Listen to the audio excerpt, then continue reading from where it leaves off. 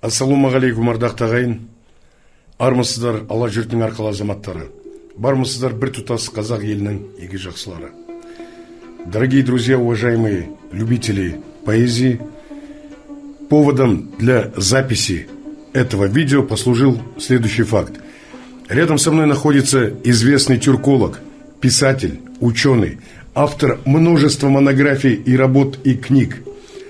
И уже все прекрасно знают, огромную популярность обрело стихотворение, прекрасное произведение искусств, литературы, я считаю, даже один из памятников нашей литературы, которое называется «Я казак, небесный тюрк».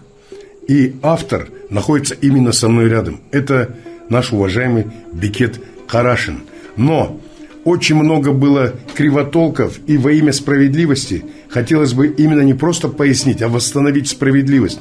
Дело в том, что авторство этому произведению приписывали очень разным людям, вплоть до Ахмета Байтурсынова и другим.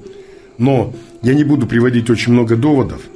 Это и по самому тексту произведения видно, что Ахмет Байтурсынов не мог быть исторически автором.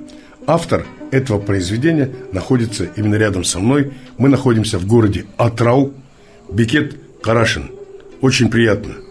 И, дорогие друзья, мы сегодня вам предложим именно это произведение «Я казак, небесный тюрк», авторство Бекета Карашина в исполнении автора, меня, именно для вас.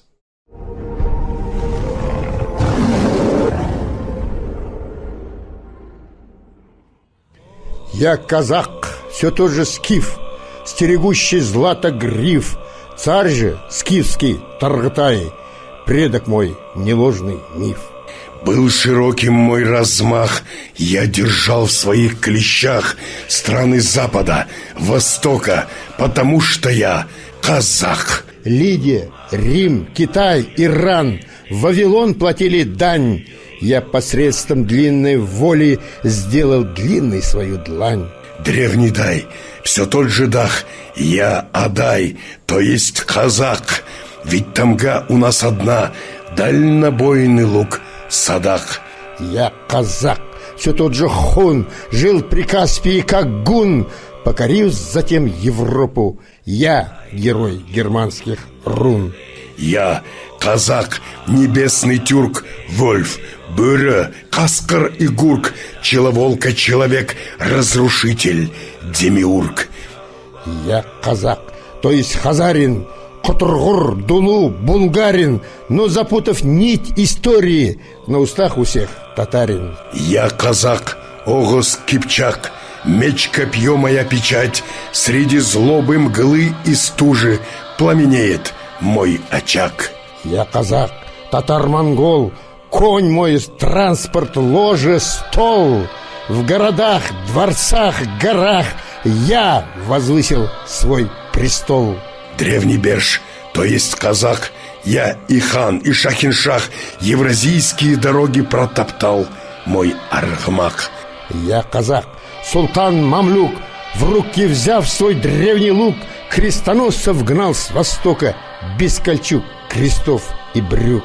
Я казак, Ногай, Мамай, тот же вождь я волчьих стай, в виск, скуленье превратил шумный гвалт, собачий лай. Я казак, все тот же Сак, попадал и я в просак. Стала Русь меня небрежно называть Киргиз-Кайсак.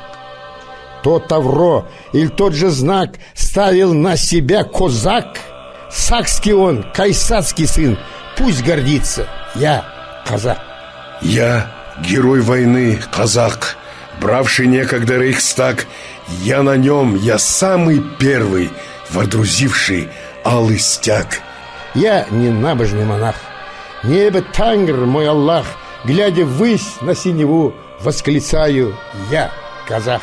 Много я врагов знавал, битым был и правил бал, потому что я казак, вольным был, свободным стал. Я от воли до свободы претерпел и смерть, и роды, но до истинной свободы мне нужны эпохи, годы. Я все видевший казак, Не грозит теперь мне крах, так как я увековечен и в истории, и в стихах. Мне неведом мелкий страх, даже будущий мой прах. С того света проревет гордый клич мой: я казак.